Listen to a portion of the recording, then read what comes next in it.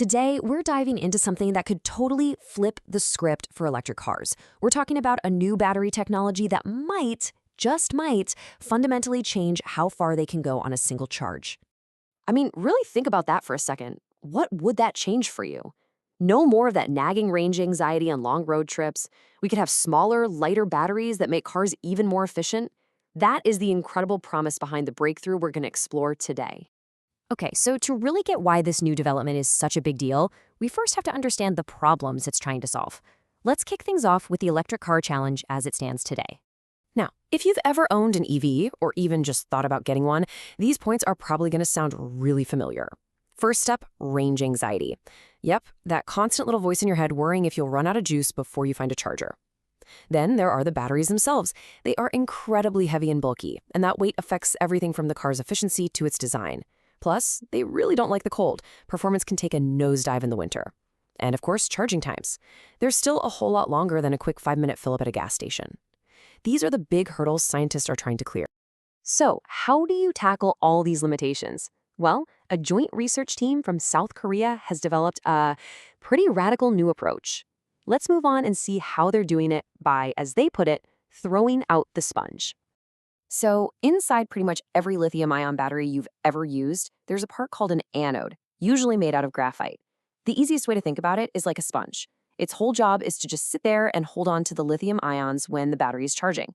Now, it's absolutely crucial for how today's batteries work, but here's the catch. That sponge takes up a ton of valuable space inside the battery. And this is really the secret sauce. On the left, you've got your standard battery, right? It has its energy source, and it has that big, bulky graphite sponge, the anode.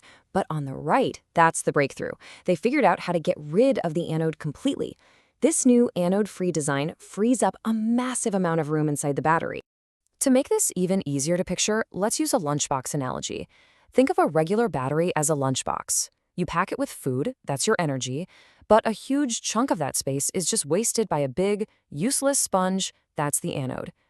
The innovation here is just to take that sponge and throw it out. All of a sudden, you can fill all that newly empty space with way more food, or, in this case, more energy.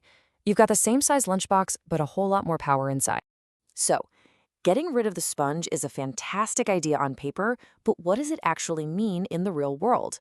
Well, the results that the research team published are pretty staggering, actually. Let's get into the numbers. 1,270 watt-hours per liter. Now, I know that might just sound like a bunch of technical jargon, but trust me, in the world of battery science, that is a massive, massive figure.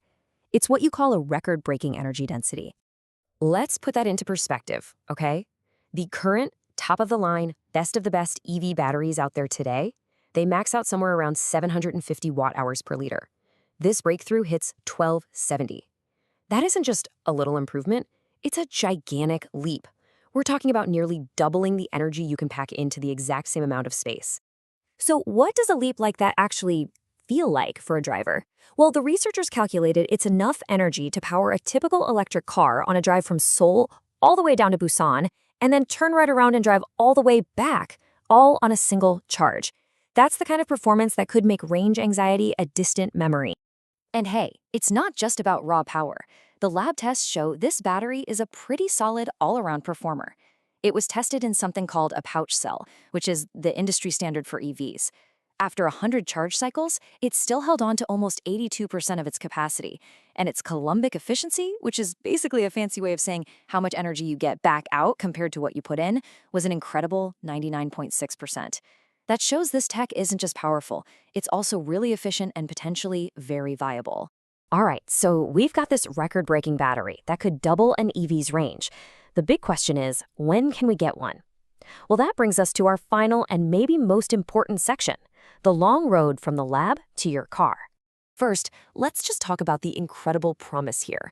The big headline, of course, is nearly doubling the driving range, but it also means you could have lighter, more compact battery packs, which could lead to more efficient cars or, hey, maybe more legroom. There's also the potential for lower manufacturing costs and better performance in the cold, tackling some of the biggest frustrations for today's EV owners. But, and you knew there was a but coming, we have to be realistic about the hurdles. This is still a laboratory prototype. Its long-term durability, over thousands of charges that a car needs, is still a big question mark. Anode-free designs have also in the past had some safety issues. With these things called dendrites, they're like tiny, sharp growths that can cause short circuits. And even if they solve all of that, the journey to mass commercialization, well, that's likely years and years away. This quote here really sums it all up perfectly. What this team pulled off is genuinely exciting scientific progress. It sets a whole new bar and proves what's possible, but it's a really critical step on a very long road, not the finish line. So it seems like a major technological barrier in the battery world has just been shattered. And that leaves us with a really provocative question for the future of transportation. Is this the kind of innovation that finally gets rid of the compromises and makes electric cars a practical, no-brainer choice for everyone? I guess only time will tell.